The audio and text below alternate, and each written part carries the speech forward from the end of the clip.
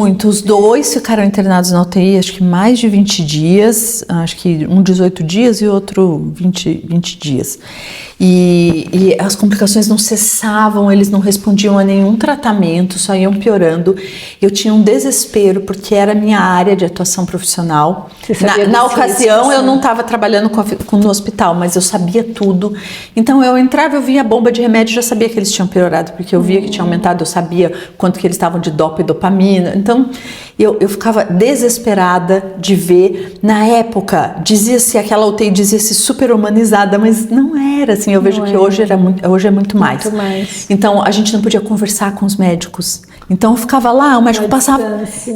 E eu queria saber, e eu sabia o que estava acontecendo, então, tinha dificuldade de ficar lá, eu podia ficar o dia todo, mas não conseguia. Me sentia culpada. Então, foi uma época muito difícil. Ficaram quantos dias? Ficaram 18 dias um e 19 dias e meio o outro. Ok. E houve um momento muito marcante em que o médico disse para vocês esperarem o pior. Cissa, foi. O que passou pelo coração de vocês naquele instante? Cissa, uma impotência, assim. Acho que a gente guardou isso no coração para sempre.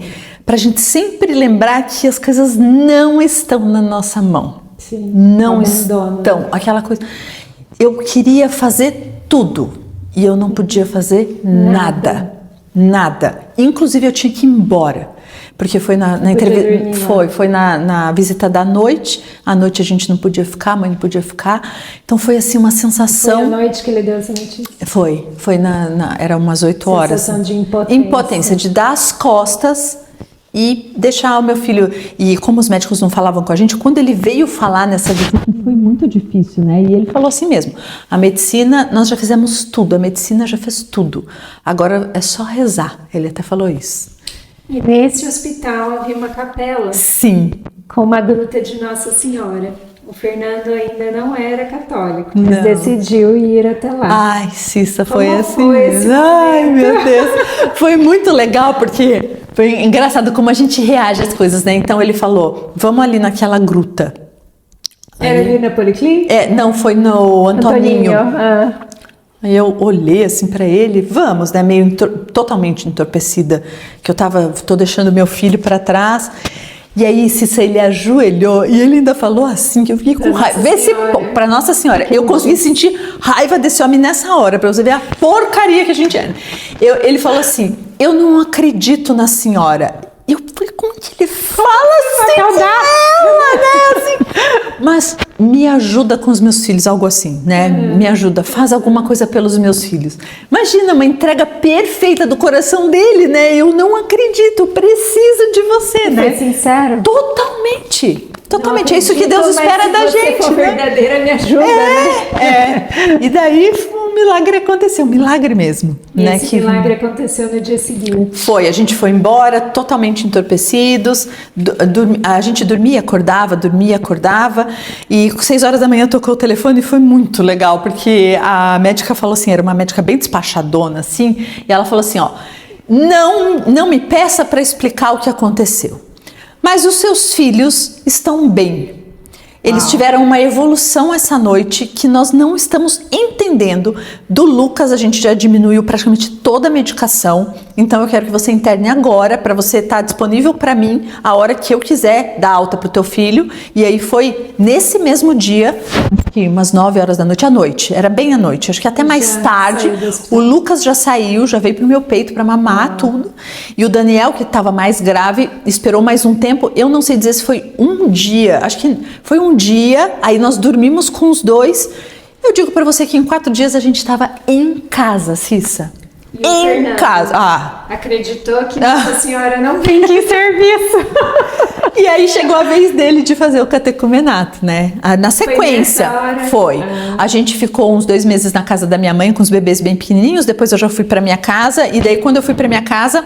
E vocês dois não tiveram dúvida de que foi um milagre? Um milagre. Assim, a gente foi tendo consciência das coisas depois, da grandeza. À medida que ele foi aprendendo as coisas, que a gente foi se convertendo, aí a gente foi... Hoje eu tenho convicção que foi um milagre de Nossa Senhora pra gente. Meu Deus do céu! Como pode, sabe? Mas na época, assim, a gente ficou boquiaberto. Foi, assim, uma coisa grandiosa, grandiosa. E depois desse milagre, o Fernando decidiu procurar a catequese para adultos. Como foi esse caminho? Foi maravilhoso. Ele ia uma vez por semana e foi muito legal. Ele foi desconstruindo todas as narrativas que colocaram na minha cabeça também, né, e na cabeça dele sobre a igreja. Apesar do meu coração ser daquele jeito todo emocionado para Jesus, eu tinha também essas dificuldades em relação àqueles questionamentos, que o mundo nos Inquisição, dá, né? Isso, aquilo, né, o patriarcado e tudo mais, essas dificuldades, né? E depois dessa primeira conversão, vocês acabaram se distanciando um pouco da igreja, né? Sim. E por que isso aconteceu? Devido às influências do mundo mesmo? Eu acho que, assim, se a gente não cuida... Jesus mesmo falou pra gente, vigiar e orar. E como, assim, eu tenho uma amiga que é muito legal, ela fala assim, eu achei tão bonitinho, guardei isso pra sempre. Você acredita que você tem uma alma? Então você tem que cuidar dessa alma. E se você não cuida, você se distancia sem perceber. E foi isso que aconteceu conosco. Uma coisa tão grandiosa. O dia a dia atropela. Se você não tem esse tempo de contemplação, que muitas vezes é exigente. Você tem que marcar a hora mesmo para falar com Deus, porque senão passa, né? Então a gente precisa cuidar da alma, conversar com ele, ouvi-lo, né? E aí a gente acabou se distanciando de novo. A gente chegou nesse momento que eu considero, a gente chama de bizarro e engraçado ao mesmo tempo, que nós íamos na missa todos os dias, menos domingo, porque a gente estava fazendo as nossas regras. Sabe? Final de semana tinha coisas para fazer. Não dava. Porque as crianças diziam, domingo, até domingo eu quero descansar, né? E para você ver como a gente fica desconectado da realidade. Durante a semana eu ia, porque na época eu tinha um trabalho difícil e eu precisava de Deus, assim, de estar lá com Ele antes de... Você trabalhava ainda no hospital nessa época? Não trabalhava. Era um trabalho muito exigente para mim, eu trabalhava com a minha família na época.